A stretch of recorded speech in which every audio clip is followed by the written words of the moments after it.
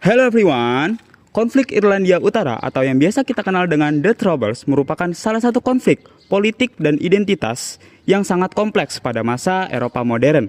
Konflik ini telah berlangsung selama lebih dari 3 dekade dan menyebabkan ribuan korban jiwa serta menimbulkan dampak sosial yang masih terasa hingga saat ini.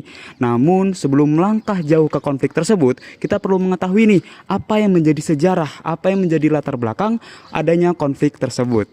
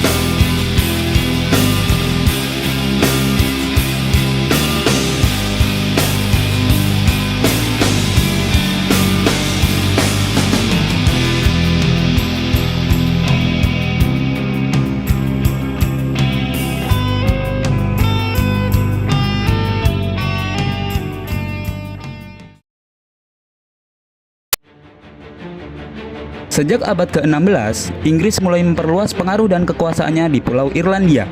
Salah satu kebijakan yang paling berpengaruh adalah Plantation of Ulster pada abad ke-17, yaitu pemindahan penduduk Protestan dari Inggris dan Skotlandia ke wilayah Ulster di bagian utara Irlandia.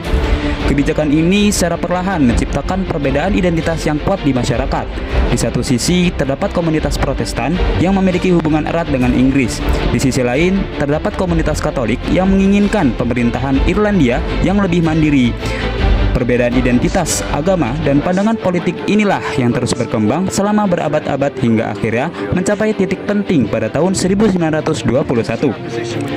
Melalui Government of Ireland Act, Pulau Irlandia dibagi menjadi 2 wilayah. Sebagian besar wilayah menjadi Republik Irlandia, sedangkan 6 country di bagian utara tetap berada di bawah kekuasaan Inggris dan dikenal sebagai Irlandia Utara. Sejak saat itu, muncul 2 kelompok utama dalam masyarakat Irlandia Utara. Kelompok pertama adalah Unionis yang mayoritas beragama Protestan dan ingin tetap menjadi bagian dari Britania Raya. Kelompok kedua adalah nasionalis yang mayoritas beragama Katolik dan menginginkan penyatuan dengan Republik Irlandia. Perbedaan kepentingan politik tersebut kemudian diperparah oleh berbagai persoalan sosial dan ekonomi, terutama tuduhan diskriminasi terhadap masyarakat Katolik dalam bidang pekerjaan, perumahan, dan representasi politik. Ketegangan yang terus meningkat akhirnya meledak pada akhir tahun 1960-an dan berkembang menjadi konflik bersenjata yang dikenal sebagai The Troubles. Untuk memahami bagaimana konflik yang berlangsung selama puluhan tahun ini akhirnya dapat diselesaikan, kami akan menganalisisnya menggunakan teori multi-track diplomacy yang dikembangkan oleh Louis Diamond dan John Macdonald. Menurut Diamond dan Macdonald, perdamaian tidak hanya dibangun melalui diplomasi pemerintah, tetapi juga melalui kontribusi berbagai aktor, seperti mediator, masyarakat sipil, akademisi, aktivis, tokoh agama, media, dan lembaga pendanaan. Melalui pendekatan ini, kita dapat melihat bahwa keberhasilan perdamaian di Irlandia Utara merupakan hasil kerjasama berbagai pihak yang berkontribusi melalui jalur diplomasi yang berbeda-beda.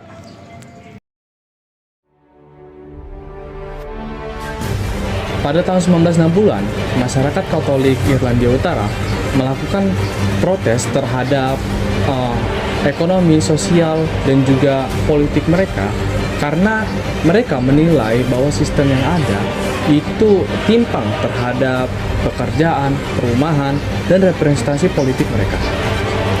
Sehingga terjadilah penolakan ataupun demo. Awalnya demo ini berlangsung damai, tetapi mulai terjadi kerusuhan akibat penolakan demo ini dari kelompok Unionis. Lalu, pada tahun 1969, pemerintah Inggris mengirim pasukan militer mereka ke Irlandia Utara untuk mengendalikan situasi. Namun, kehadiran tentara justru memperburuk konflik yang ada. Peristiwa yang menjadi titik balik adalah Bloody Sunday pada tahun 1972. ketika tentara Inggris menembak demonstran sipil di Derry hingga menyebabkan 14 orang meninggal dunia. Setelah peristiwa tersebut, dukungan terhadap Irish Republican Army atau IRA meningkat sangat tajam. Konflik ini kemudian menjadi kekerasan bersenjata yang melibatkan IRA, kelompok loyalis, dan pasukan keamanan Inggris. Selama lebih dari 30 tahun, konflik ini menewaskan lebih dari 3.500 orang. Walaupun demikian, pada dekade 1990-an, mulai muncul berbagai upaya perdamaian yang kemudian dapat dianalisis menggunakan konsep multi-track diplomacy dari Louis Diamond dan John McDonnell.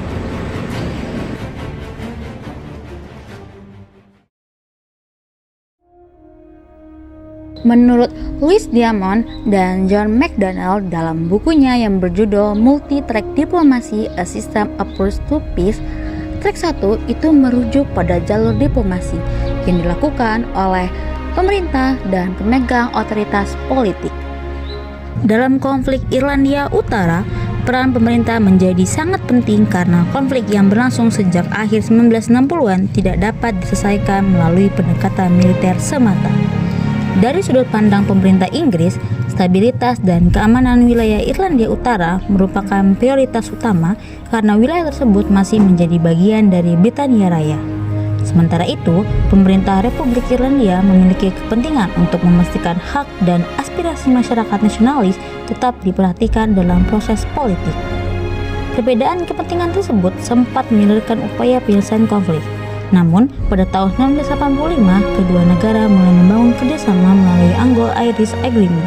Kesepakatan ini memberikan ruang bagi Republik Irlandia untuk ikut memberikan masukan dalam isu-isu yang berkaitan dengan Irlandia Utara.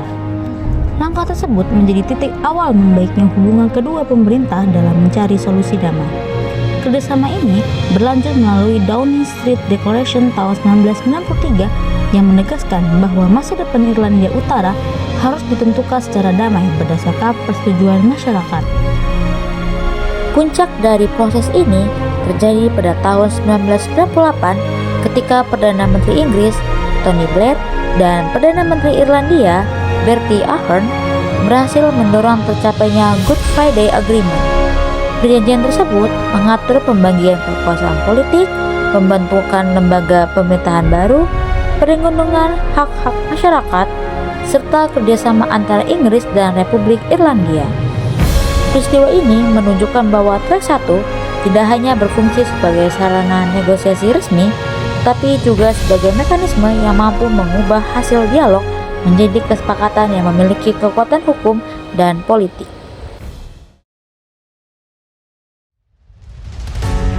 Meskipun pemerintah telah membuka jalur dialog, negosiasi sering mengalami kebuntuan.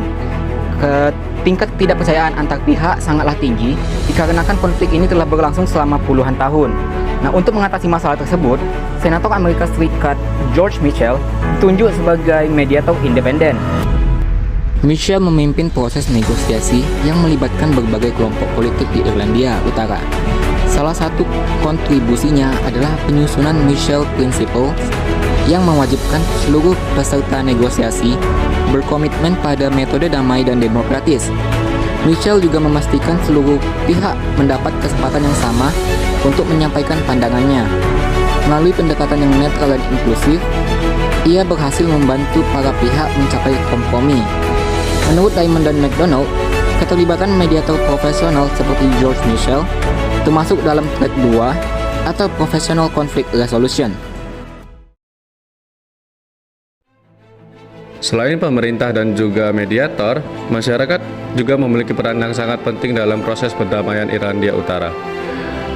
Pada masa konflik The Troubles, hubungan antara komunitas Protestan dan juga komunitas Katolik mendapati perpecahan yang sangat mendalam.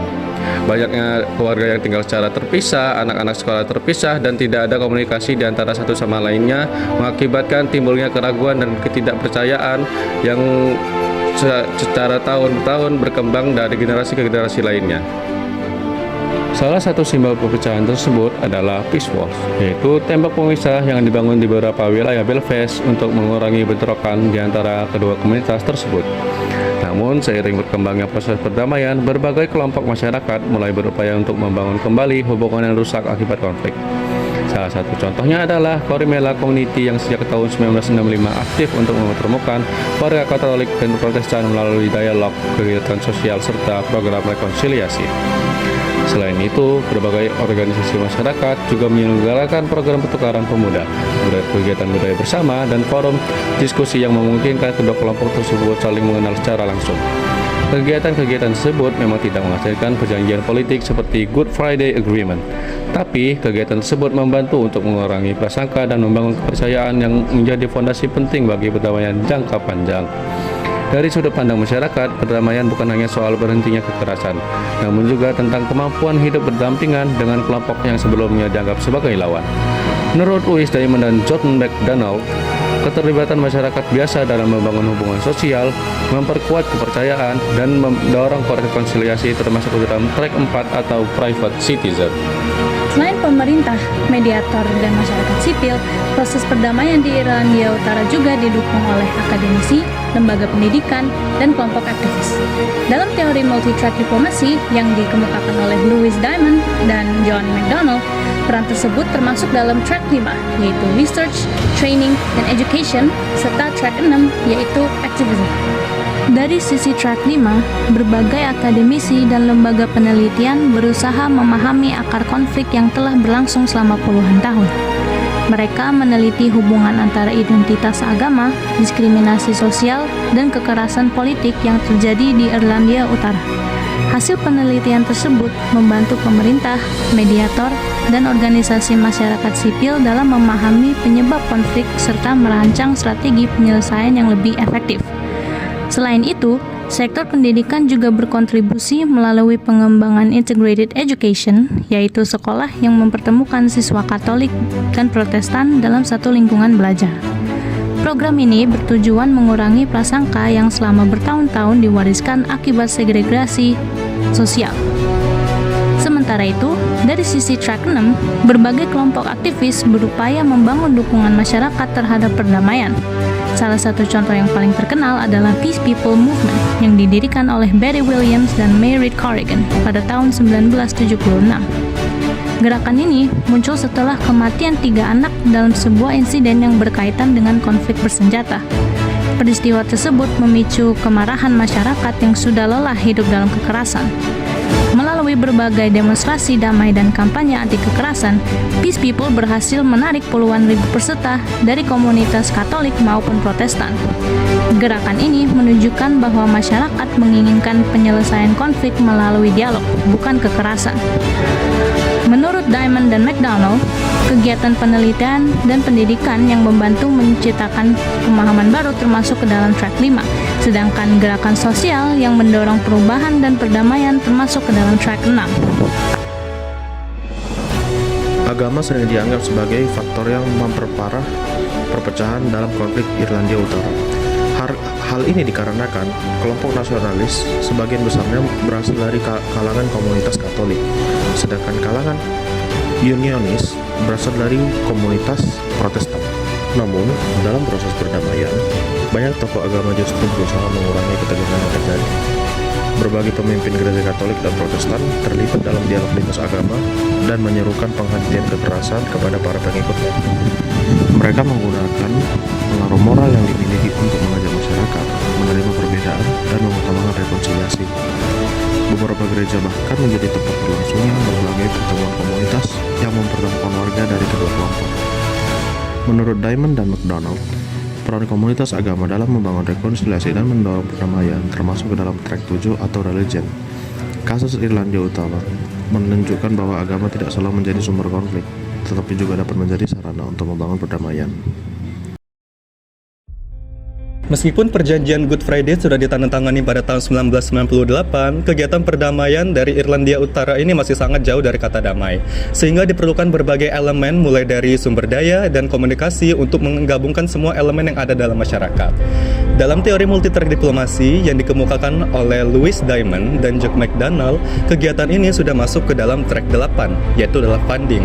Suatu program nyata yang ditunjukkan oleh Uni Eropa dalam Peace program mereka. Di program ini, mereka menyediakan berbagai dana untuk melanjutkan kegiatan perdamaian ini seperti bantuan pembangunan, pendidikan perdamaian, dan berbagai program untuk menyatukan komunitas Katolik dan juga Protestan. Mereka mengharapkan program ini dapat terus berjalan meskipun konflik bersenjata ini telah selesai. Di sini, kita dapat melihat bagaimana finansial itu berperan sangat penting dalam berbagai upaya yang dilakukan supaya terus berjalan secara berkelanjutan.